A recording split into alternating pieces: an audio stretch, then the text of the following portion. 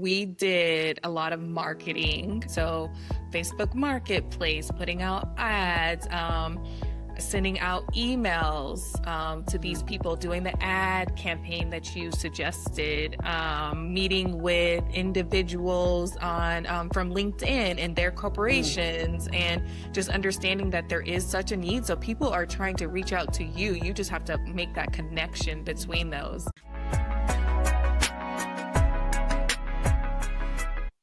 All right, Tommyka and Fred, thank you. Thank you for taking the time to talk to me today. So I see behind you, bridgelivingco.com. You two have come a long way. I remember when we first started, you were like, I want to get into this. We're going to start this coaching thing. But I am so excited to hear where you started, where you are now, where are you from? Let's hear all about you and what you're doing here in the co-living space. So I'll start. I'm from Phoenix, where we have our houses at. And my husband is from Chicago, Illinois. We met here in the Valley, and this is where we live at. Nice. And what made you want to open a co-living? So we have been in real estate for probably about 10 years now. Okay. We were doing the house hack first, where we had a casita on our property.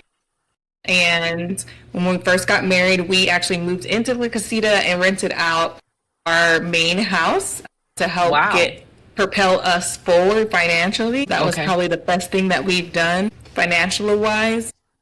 And then recently, we just decided that co-living is the best way to go, so that we can help more people and not just that single family or this one individual. Okay. Yeah, no, absolutely. So I can just kind of piggyback off of that. So part of us being, landlords and kind of managing property and getting into real estate, what we started to see when we would, buy the homes that had the casita or the one bedroom attached, when we would post it out, we would get, lots of people, Facebook Marketplace. But with that, we did notice a trend of folks that were sleeping in their cars, or they had, them and their kid, and, just doing Uber, just trying to survive. But we knew that, at this point, we couldn't actually house those individuals because of income or credit score or evictions. And it just wasn't a solid fit for us, being that they were going to be essentially at our property next door. Right. You hear the stories over the years and you're like, man, that's tough. It's unfortunate. And so just being in that space, seeing the homelessness increase in the city of Phoenix over the last 3 or 4 years, it seemed like it really jumped.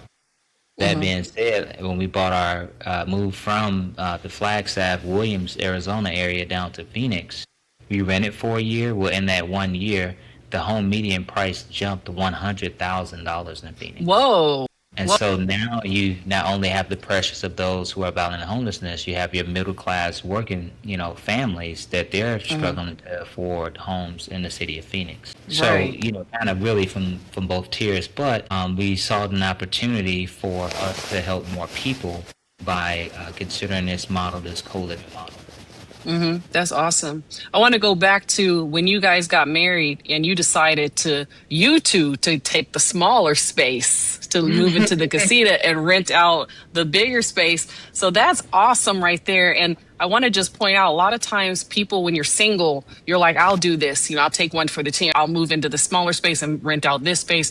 But it's hard to find a partner who agrees with that and sees that the long-term goal, So that's amazing. How'd you get on the same page, or were you always on the same page with that type of mindset?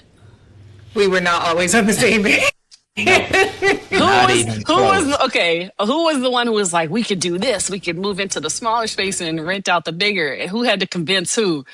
So let's go back to the property in Williams. This is our first purchase. We purchased it in 2018. Okay. And we looked for about a year. Williams is a small town just 30 minutes west of Flagstaff, Arizona. It's along the Route 66 route. And we end up buying a home around like the November time. So that's a gem for everybody. Thanksgiving and Christmas, folks are focused on the holidays. They're not really considering really buying a home. So we ended up coming across a nice home, learned a little bit more about the property, had a really good real estate agent there. And when I initially went to go see it, It's roughly about like 1,700 square feet, but it had a huge two-car garage that was converted over to a large room with a bathroom in it. So when I first went to go see it, I'm like, oh, man cave, man cave. But when my wife got off of work and we went to go see it, we said, hey, we could potentially rent this thing out, put a kitchenette in there, rent it out, and have supplemental income. And Right. so that was our first thing. And so when we closed, the real estate agent gave me an email that somebody had reached out. Actually, they were detailing in for my federal government job that I had. They needed a one-bedroom furnished. And I was like, oh, this must be God's doing. Like, we threw it away. So I immediately went to Home Depot. We gave them the measurements. It was a little mini HGTV. We put up some flooring in there, stuck a kitchenette in there. And it literally, the person from that email rented it out. And it was about Wow. $4,000 to do that. And that person rented it out at $900 fully furnished. And then it was kind of Wow. off to the races. But part of us being on the same page, I have to shout out Dave Ramsey. So we got on his page, and he's, big on getting out of debt, and, your money is your wife money, and vice versa. He's coming all out of one pot. But before then, she told me that I was not the best managing the money. And I'm like, really? So when I got onto the Dave Ramsey Total Money Makeover, that kind of changed everything. Yeah, I think that's what it is. Yeah, it's the Total Money Makeover. I read that one too. Did you just read the book, or did you also do the Financial Peace University? Did you do that? We did the Okay. Financial Peace University too. Yes. Yeah. And I think too, it was more of him convincing me that, this was a good opportunity. So we'd already been on this financial journey starting. The person moved in, so we had a little bit of someone else paying our income at the time. Right. And he brought it to me. It's like, hey, we can make this huge jump if we just, Yeah. switch what we're doing. It's only us two. We had a 3-bedroom house. We didn't need all of that square foot. And we did have a 85-pound dog too. Whoa. Okay. What kind of dog was that? Doberman Pinscher Pit Bull mix. Yeah. Oh, so I love dogs. And that's Yeah. like, I know I don't talk about dogs at all, like on my channel or anything. I love dogs though. You both went to Financial Peace University. So from that, you had a solid foundation. So now you two are both on the same page. You're all about getting out of debt and then maximizing your income. And then what made you, so you've gone through like renting out a little space where you added the kitchenette. You've gone through living in a casita, renting out the big space. And then what made you decide, okay, now we're going to do co-living. We're going to buy this other property and rent that completely out for co-living. Okay, so that was back in 2018. So there were several acquisitions of real estate that that happened before then, and so we Okay. eventually moved down to Phoenix, and we duplicated the process of only if we could. Well, we rented for 1 year, and then we had the home median price to jump. And actually, my wife was pregnant at the time, and the place we were renting was not very good. So she put the pressure on me and said, hey, you need to find a house. You're a licensed real estate agent. It's time for you to, kick in those skills. So, and what inspired me to get my real estate license was our first purchase up in Williams. So we said, let's duplicate what's already working. And so what we decided to do was that we decided that we were going to buy a house with the casita attached. And lo and behold, it worked out. But it was 2021, I believe, and the market was crazy. Like over asking, 15, 20 offers first day on the market. Like it Right. was bananas. And, so you're coming out of COVID. So we said, we were at like the 350 range, and we said, let's take it up to about 400. Because obviously in real estate, the higher you go, the less competitors you have that can qualify that. right. So we ended up purchasing in Phoenix the 1-bedroom studio attached, as well as the 3-2 where we lived at. Good size on a 1/4 acre. And once again, that's kind of where we got our exposure. And then that's kind of been our motto. And we acquired 2 in Phoenix that had the casita Wow. attached. And so Wow. through that experience, you have the 1-bedroom, 1-bath, and marketing on Facebook, you're just hearing more and more about these stories. So, so where we at now with the duplex, so we are currently finishing up a duplex here in Phoenix, and it's Okay. going to be a total of 10 bedrooms, 6 baths. And Wow. with that model and having that size, we figured out, hey, this may be an opportunity for us to help quite a bit of people. Mm-hmm. So we started looking into it. We started researching a little bit about you. And my wife was like adamant about like, I really like her. And then, we Oh, started looking thank at you. a couple people. So she found you and I found like one or two others. And then we just, decided like, if we really going to go into this, let's invest the money. And that way we can kind of propel ourselves from somebody who's been doing it for a while. And yeah. And here we Wow. are. So when does the duplex open? So the duplex, we are, unless you want, did you want to We're say doing something? we're doing an open house on the 28th for All the right. duplex of July, and it will be open then, fully furnished. All Wow. the fixings will be in. Yeah, so from buying it from just the lot to seeing it actually open this month is like a big feat. So you bought, whoa. So you bought this, like, it wasn't even built. It was No. not even built yet. And you built this 10 bedroom, 6 bath. That's amazing. That's an amazing accomplishment. But before Thank you. that, didn't you just opened one too, right? Didn't you just open a co-living home? Yes. So Tell the us first about that we bought- one. Yeah, so the first property we bought when we moved down to Phoenix, that has, it's in the heart of the city. It's it sits on a quarter acre. Well, as we were investigating the co-living and looking and started in on your course, then we decided that just so happened the timing, our long-term tenant was moving out. And we said, hey, we could get started before we open the duplex. Let's start with one of our existing properties, which was a 3-2, and we end up converting it into a 4-2. And we said, all right, we've invested in the course, and let's put this thing to action before we have to fill up 10 rooms. Let's try to fill Right. up 4. Okay. So that All one right, has so been when open did- just over a month. So we opened that one Okay. up on June 18th. Okay. So And just how's that going? amazing. Really? Okay. No It's going horror stories good. yet? So that one has 5 beds available. So we have one room that is shared, which is the Okay. primary. So that shared one has its own bathroom. And then we have 3 private rooms, and they share the second bathroom. And right now we have 2 of our private fields, and then we have a shared bed field. But we have interviews and tours booked, so we're planning hopefully by the end of this week that we'll have it 100% occupied. Wow. Wow. So you opened a home 1 month ago. You opened a co-living home 1 month ago. And by the end of next week, you will be at 100% occupancy. Yeah. That's amazing. So how did you get there? Did you have an open house event? Did you market heavily? Like, what did you do? You don't have to go into detail, but just give a little bit. What did you do? This is why it works between us, because we kind of divided the workload between us.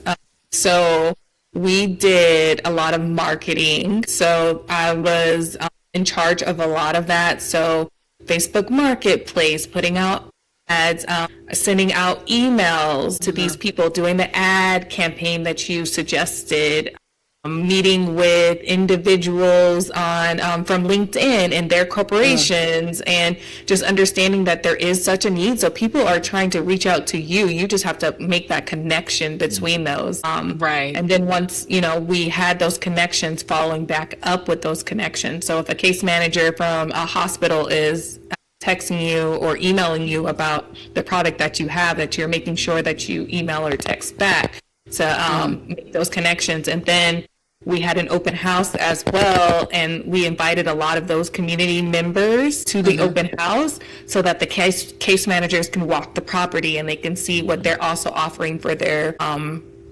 clients, that it's not a scam, it's not 32 people in one room, Right. type thing. If you're actually legit business.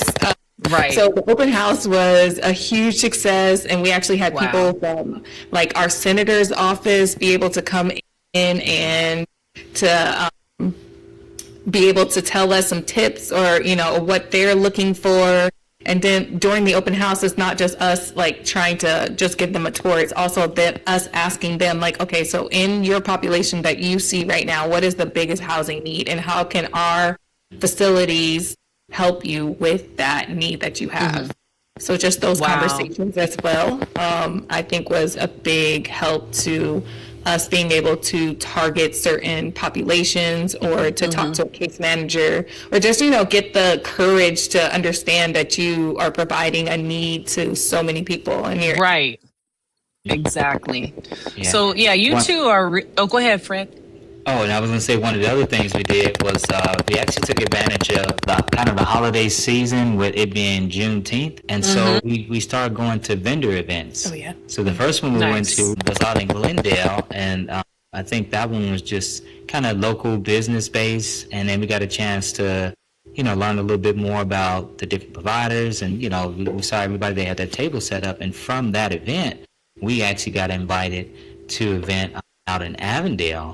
And it was tiered around Juneteenth, but just in that was our first space where we were actually a vendor. So we had our table. My wife did an awesome job too. If I could take a step back, she is a teacher, first of all, so that's all. Especially with that. So patience, Right. fantastic. She literally took the step by step from the course and she executed everything, punch list. She was on fire from website to LinkedIn to whatever it was. And so by her being familiar with curriculums and how organized you had everything, she just executed. And so she Wow. took that on, and I took more of the kind of the hands-on, all right, let's convert this to a 4-2, kind of the construction piece.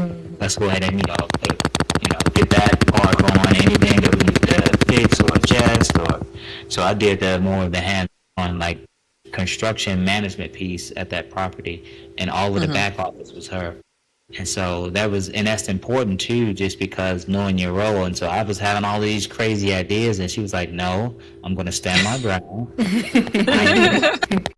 I had the tools and we were just following it. Yes. I got this, and she's like, "Katrina's already have this laid out. I've already done the work here. If you would like to take it on, I will hand it over to you gladly. Awesome. Give you my space to operate." And I'm like, you know what? I haven't actually done all of the back office stuff. Let me take a look at it, share some of the passwords. And it's like, you know what? You're right. We don't need, AI, all of these cool different things. It's like, let's just manage what we have. And we have the tools to success, and we're going to execute that. So I have to take a step back. Yes. So, yeah, I love is how our y'all background. divvied up the work. The way you two divvied up the work was amazing. And another thing I think is really your strength is your positive attitude. Like from the beginning, I always tell people this: if you think you can fill the beds, then you will. If you think you can't fill the beds, then you won't. And one thing that I really love about you two is you both always had a positive attitude. It was always like, okay, what's next? What do we need to do? And then you were always looking at the to-do list. Okay, he's going to take this and I'm going to take that. And that's you two really are a dream team. It's so important that, not that this is like about marriage counseling or anything, but it's so important to find the right partner. And you two really exemplify that is so important to find the right partner.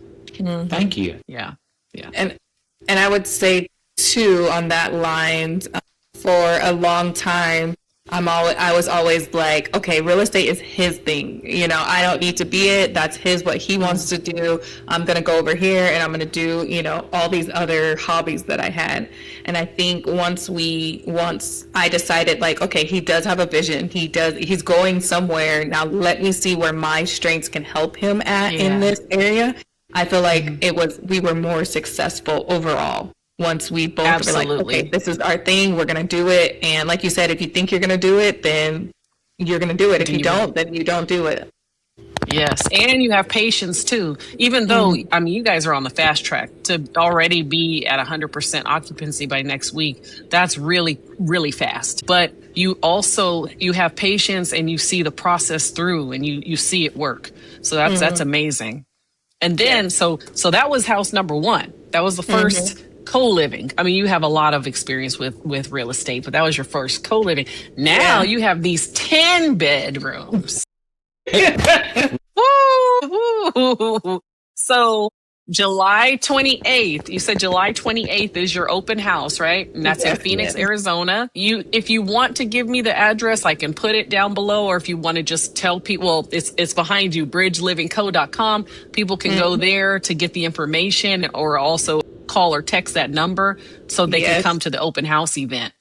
Yes. Awesome.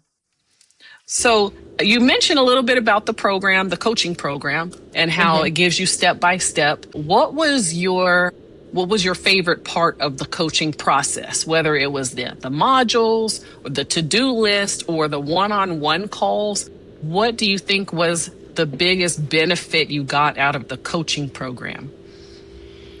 I believe it was all of it. I can't say that I didn't like any of it. I think the modules were really helpful in the beginning. So it gives you like the overall picture of what your program is. And that really helped me get like the vision of where we were going. And then once you get into the to-do list that follow that, it's kind of like action steps. Okay, so now you have the overall. Now, what steps do you need to take in order to get to your goal? Okay.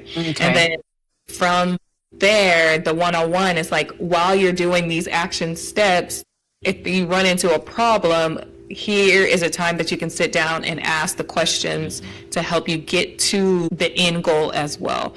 So I think all of them together work very well. And again, we both have full-time jobs outside of this, and we have 2 toddlers. So wow.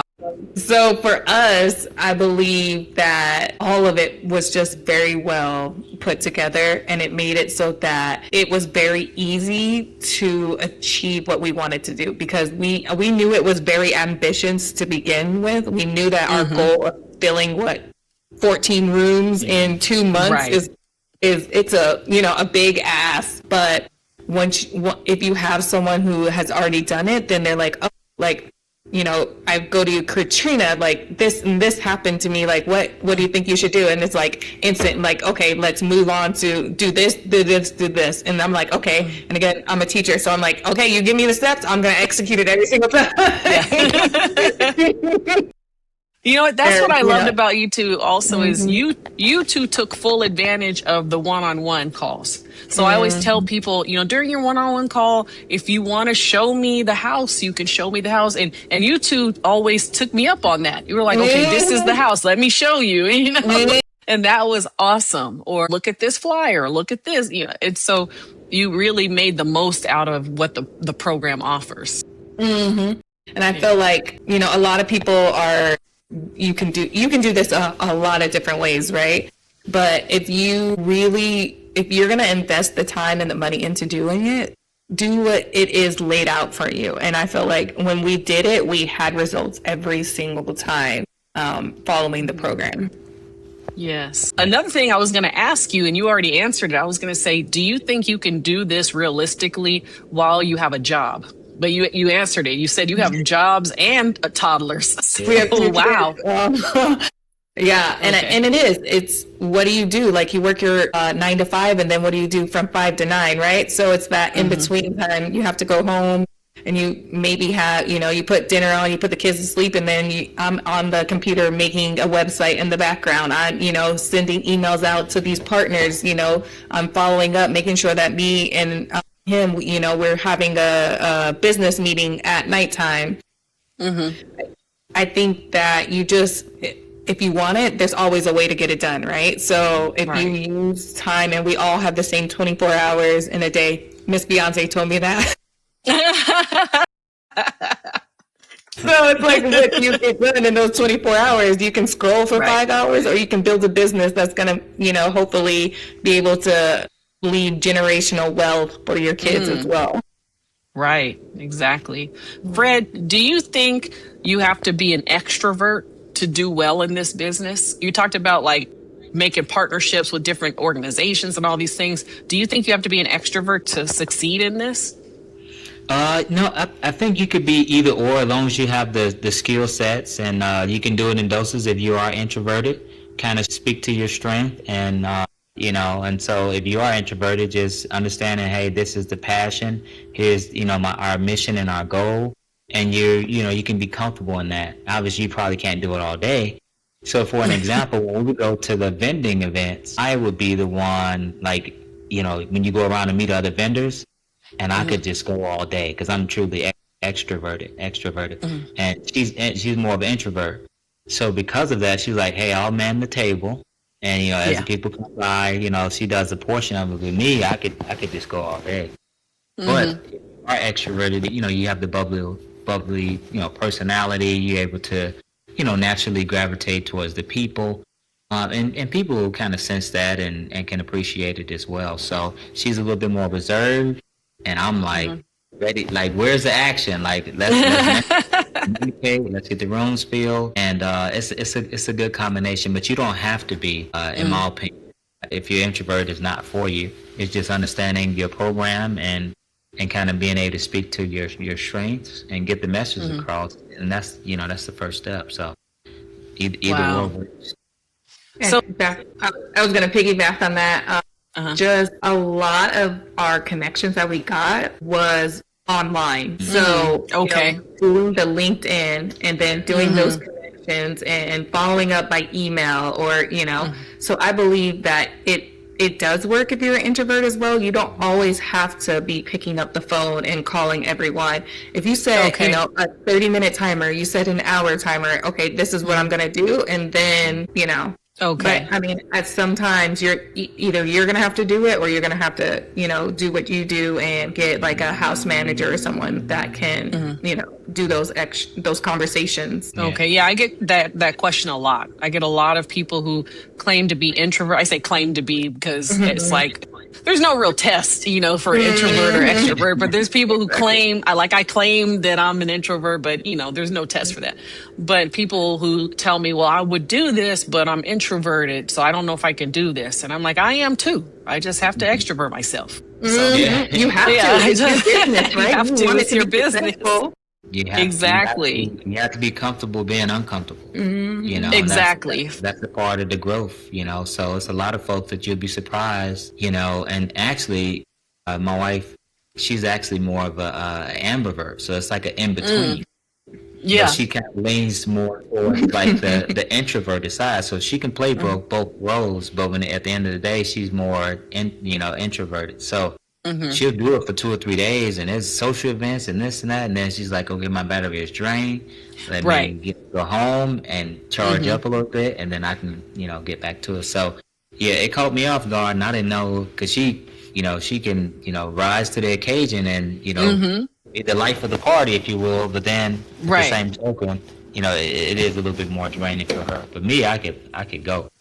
Right. That energizes you. So you mentioned it a little bit. You touched on it, like having a business meeting, after the kids go to sleep. What is it like working as a couple together?